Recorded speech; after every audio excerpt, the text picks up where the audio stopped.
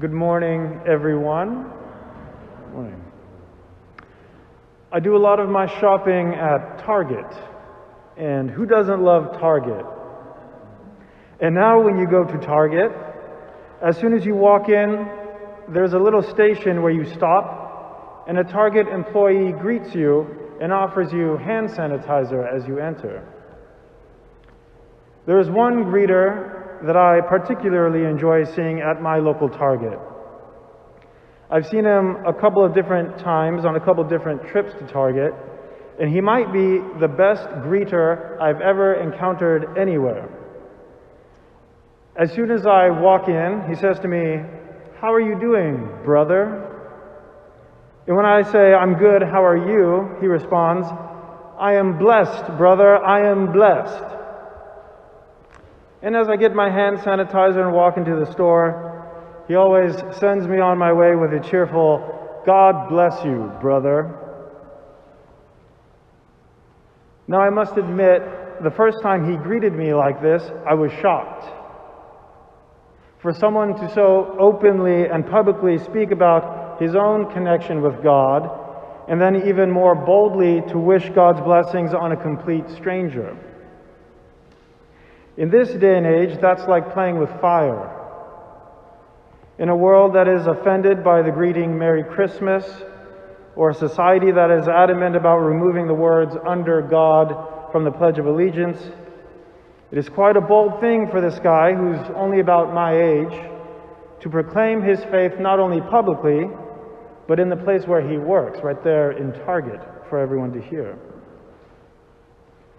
And I love that. Somehow, amidst all the public effort to keep people from acknowledging God, this one greeter acknowledges God openly. But unfortunately, most of us are not like this bold Target greeter. Even myself, as a graduate of the seminary and someone working towards priesthood, I have never thought to say the words "God bless you" to a complete stranger. I suppose I myself have gotten caught up in the blockade of this secular age we are living in. But this Target greeter has overcome the blockade that society tries to place between us and God. And as he is offering hand sanitizer to strangers walking by, he shares little joyful blessings with those he interacts with. The rest of us get caught up in the wash or stuck behind a blockade away from God because it takes effort to get to Him. In today's gospel passage, we hear a story about a group of people who encounter a literal blockade when trying to get to Jesus Christ. Today, in the story of the paralytic, we hear about a group of 4 men trying to get past a crowd of people blocking their way. It says, "They came bringing to him a paralytic carried by 4 men. And when they could not get near him because of the crowd, they removed the roof above him, and when they had made an opening, they let down the pallet on which the paralytic lay." The crowd blocked them from Christ, just as the crowd or society blocks us from God today. Now imagine this spectacle that must have been going on. Tons of people flocking around Jesus and in this house, and all of a sudden the roof opens up and this paralyzed man gets lowered in. The 4 friends of the paralytic man went through tremendous effort to get to Christ.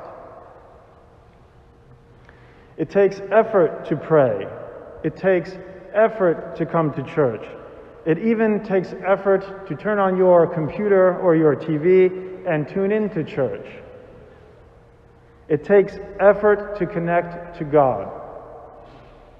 It is easy to not go to church. It is easy to drift away from church altogether.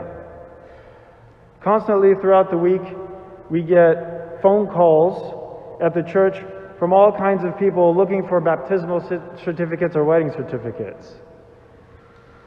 And although they were baptized or married here, they sadly have not been connected since those very days of wedding or baptism. It is so easy to get whisked away in the wash. So many of us indeed get completely washed away from our church. That's because it is easy to be washed away. It takes zero effort to be washed away, whereas it takes effort to stay connected. And that effort to connect is a very personal decision that each one of us must make. Real connection to God happens according to you and your own effort. While this sounds like a daunting or intimidating concept, today we see what happens when Jesus sees a little effort. When Christ sees the effort of these men to get to him, he heals the paralytic both of his paralysis and of his sins. After acknowledging effort, Christ heals this man completely. This man's sins were forgiven and his body was made whole. Christ affects us as a whole. Every aspect of us is affected by him. This is why a Christian should not feel defeated by anything in their life, because Christ has power over everything. Christ is interested in anything that goes on in our lives. We must bring everything to him, all of our difficulties. However, we really don't do this very much. We suffer with our worries, our concerns, our frustrations. And though these are very serious difficulties, we do not bring them to the one who has the power over these things. But we must bring them to Christ, just as the 4 men brought their suffering friend today. Let today's parable empower you to push past the blockade that keeps us away. Let today be a reason to work past all the difficulties in life, past all the frustrations, the distractions, bad habits, and let us set our minds on things above these. The man who sits in Target could very easily pass out sanitizer without saying a word, but he uses that opportunity to bring God into his life and the lives of others. It takes effort, and I'm sure he's not always met with positivity, but he does it anyway. The more we work to get to Christ, the more we know him, the more he works in our lives. That is why we must put forth the effort, not because of the 10 Commandments or the laws or the rules. The reason we must put forth effort is that Jesus Christ wants us to know him. He wants us to know him closely. He wants us to be healed of every single condition, of every blindness, of every black spot on our souls, of every imperfection, so that we can see him, and we see him not with shame, but with pure joy. May God help us to work towards him, and for the rest of Lent to struggle so that when we come to Pascha, the Lord will heal us in a very special, unique way that we can't even begin to understand, and may he strengthen us.